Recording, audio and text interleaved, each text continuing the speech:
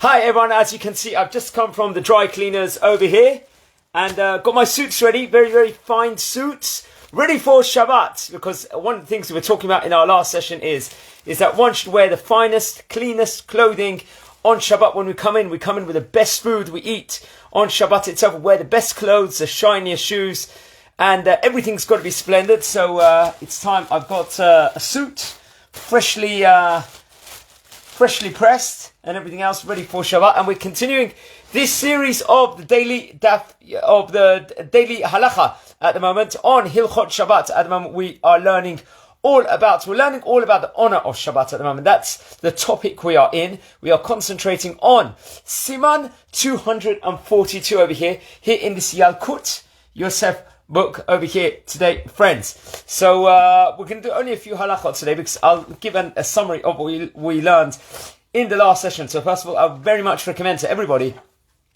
to look into purchasing one of these books. It's in Hebrew and in English, and we're talking all about honoring Shabbat. We've talked about the idea of oneg Shabbat, oneg meaning delight. What is the delight of Shabbat? We've been talking about eating meat on Shabbat, eating fish that we have on different meals. So we're talking about one can maybe potentially even borrow with interest, which is not allowed in the Torah, but that is mutar within regards to Shabbat needs for the delight of Shabbat. And bathing, having a hot shower, a hot bath on Shabbat itself, before Shabbat itself, on Erev Shabbat itself. We should change our clothes. We should make things recognizable. Now today we're going to brush on to four things. Today, we are on 242, Siman 242, Halacha Vav at the moment. I'll just give over a few tidbits because we're going to learn about renting fields on Shabbat in the next installment at the moment. So I'll say in Hebrew and in English, friends. If anyone's new to this, please watch all over the previous videos I've done in this series. This is a fifth installment. I'll say it. We're talking about Shabbat shoes now. Should one have separate shoes for Shabbat, which they wear on Shabbat or not? Let's learn about it now, friends. Okay. Ein tzarich liachid na'alayim לשבת, ורשאי אדם להשתמש בשבת במנהלים שנועל במי החול. אלה שראוי ונכון למשכן ולצחצחן יפה לכבוד Shabbat. So you don't necessarily have to have separate Shabbat shoes itself, but it's fitting that the shoes that you wear on Shabbat should be shiny, should be different. Let's just say it's better to shine it before Shabbat starts. It's got to have like a fresh appearance to it. If someone has separate shoes which they're going to wear on Shabbat itself, then it will get a blessing upon itself. That's one of the phrases we see a lot is Tovo alav bracha. They would say at the end of it, that a blessing should be bestowed on the person if someone goes through that extra measurement of piousness within regards to this. Okay, so now we're talking about cleaning the house on Shabbat. People get special cleaners each week. Ideally, it's better not to get it on Sunday. Some people will say you want to clean after Shabbat itself, but it's good to have a clean house and clean it to make it recognizable. You're cleaning it for the Shabbat itself. So let's see what it says. Halacha Zayin. Nachon lechabed habayit b'matate v'kdome lichvod Shabbat b'yom tov. It's correct to clean the house to sweep the house before Shabbat actually comes in, as it's approaching, or the Yom Tov naturally also. V'yetzia mapa mipeh al shulchan, v'yetzia mapa al shulchan she'ochlim ala b'knisat Shabbat adacha avdala. You should have like a separate tablecloth on your table, not the one you have during the week usually. Make a new, finer one. Put it on the tablecloth and have your meals on them. V'ra'oi latzia mipa nakiya al kol shulchanot shebayit or beit knesset. You should, if you've got regular tables inside your synagogue or whatever it is, regular table covers, change it on onset to Shabbat and take it off after Havdalah. Basically, so a seemingly straightforward what we would assume. Now we're talking about Thursday laundry day over here. This is halacha chet at the moment. Mitkanat Ezra HaSofer. Now there's we know from the Tanakh, just after, in the book of Torah, Nevi'im, and Ketubim, there's Ezra Sofer. He made different takanot, different enactments within regards to many different things over here. So, Mitkanat Ezra Sofer, she'en lechabes begadim be'erev Shabbat,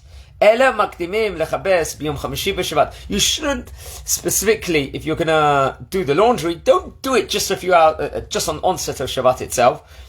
Maybe you should, what you should do is do it on Thursday. Yom Chamishi naturally is Thursday, because you need time. Also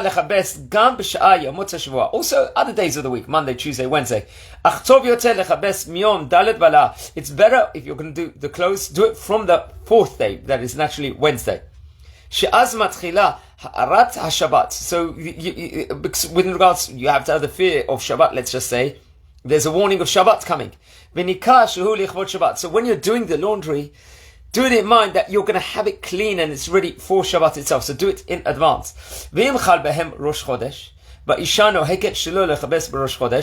what if it's going to be Rosh Chodesh on the Thursday, let's just say, and according to, we learn from the halacha that many women are not accustomed to do laundry on Rosh Chodesh itself.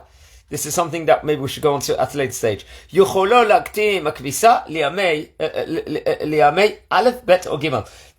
do it on the Sunday, Monday, or Tuesday, the laundry. Because it's, say, let's assuming that Rosh Chodesh is on Wednesday. Shikat kanahi, shiyeh yom hashishi panui l'tzirchei Shabbat bilvod. Why was there this enactment made initially? Because on the Yom Shishi itself, on the Friday itself, you shouldn't do the laundry. You should be busy cooking for Shabbat, buying the rest of the thing needs, changing tablecloths, shining the shoes, all these different things. You need that free to do that, not to be busy with the laundry. Vayom שמחפשים במכונת כביסה חשמלית ואין צריך לבזבז הרבה זמן לכיבוס הבגדים, נראה שמותר לכבס בערב שבת. Okay, nowadays, it's different to what it was in then days. Now we've got tumble dryers, now we've got washing machines. So now there's an argument you can say that no, you can do it on Friday because it's chick-chuck. Back in the day, it could take a couple of hours, a few hours to do all this avodah, and it will really, really affect the time on getting ready for Shabbat. But nowadays, it's a much, much quicker process. Maybe take 5% of the time even. So maybe there's a strong argument that you can even do it on Friday itself.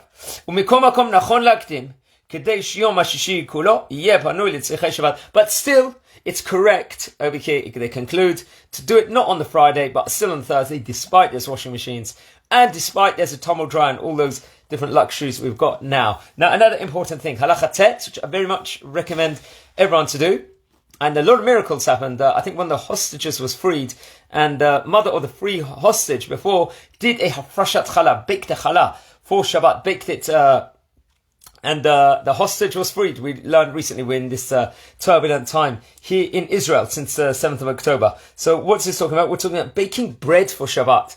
One of the things nowadays is very much recommended to bake the bread for Shabbat. Do a frashat challah. There's obviously a bracha to say within regards to it, and very, very much recommended to everyone. But if you're going to buy bread, buy the finest bread possible also. Don't buy the cheapest bread, because it's part of the delight of Shabbat. So, halacha tet, the final halacha for today. Nachon ma'od, linhog im efshar, lalush vel'afot b'kol erev Shabbat, lechem mishneh, lichvod Shabbat babayit. It's ideally to bake a certain amount of bread, known as lechem mishneh, lichvod Shabbat inside your house, to actually bake it itself. Kedei she'isha tafrish chala mina isa kedat. In order that the woman of the house who is baking the bread can actually do her frashat challah on it according to its law that is stated. ויש מי שכתב שבזמן הזה שאופים חלות מיוחדת לשבת אין חיוב להפות חלות בבית כדי להפריש חלה. So there are some people that say that you don't necessarily have to do it nowadays in order to להפריש challah. You don't have to specifically do it inside the house. אבל אין דבריו נכונים לדינה וגם כיום שמאפיות הציבוריות עושות חלות מיוחדת לשבת. יש מצווה ללוש עיסה בבית ולהפריש ממנה חלה בערב שבת. So some of you could say, you've got fancy bakeries out there and they do the job already for you. You're just buying it, you're paying a lot of money, and you get the challah for Shabbat itself. So you don't have to do it. But still he's saying that no, it's ideally you bake it in the house and you can do the mitzvah of hafrashat challah automatically. It's got more of a zenith feel to it. ושיעור הקמח המתחייב בהפרשת חלה הוא 1,560 gram. Now there's a certain amount of grams that in order to do the hafrashat challah, according to this, they're saying it's got to be 1,560 grams over here. That's amount in order to do the hafrashat chala, I believe to say the bracha. V'shiyu hachala dai la b'kol shehu. Kevan she'omedet l'sreifa bizman azeh. So how does it conclude over here? So I'll just say the conclusion, what the Yalkut Yosef is saying. The amount of flour the woman of the house or the person baking should use to be obligated to separate challah, at least naturally 1.560 kilograms. That is known as 3 pounds, or 3 or 7 pounds. To give it to 3 lb or 7 oz. Nowadays, since the separated challah is destroyed, this hafrashat challah, you take it and you burn it. That's the one thing. So we see when my wife is doing hafrashat challah, when she does it sometimes, it is not given to a Kohen as it was in ancient times. At the time of the Bet HaMikdash, the separated challah we take from the hafrashat challah was given to the Kohen, to the priest, at the time of the Bet HaMikdash. So any tiny bit of dough separated from the kneading is sufficient to fulfill the mitzvah itself. So there's another added tidbit with regards to separating challah. Some people say that it's considered a rectification of the sin of the tree of knowledge, of the Etz Hada'at. What was this? Through this sin, we know that women brought death onto Adam. You know the story of Adam and Chava with regards to eating from the tree of knowledge, who is considered the challah of the world. That sin occurred on Friday, hence the significance of performing this mitzvah on Friday. Why we do this ideally on Friday as a tikkun within regards to that. That's what the added footnote says here inside the Yalkut Yosef. So I'll leave it here for today. I've got my fresh suit for Shabbat. It's in its cover. And maybe I should take it out. But I want to open it on Friday to make it recognizable. I'm doing it for the Shabbat itself. I'd like to dedicate this video of halacha to the refuah shlema of Ruth Rachel Bat Margalit after childbirth, and just brachot and much nachat from the new baby girl. And wishing you all a fantastic day. And please hit a like, or share the videos, smash a like on it, write a comment on it, and share to everyone. And my Shabbat clothes are ready. And take care and have a fantastic day.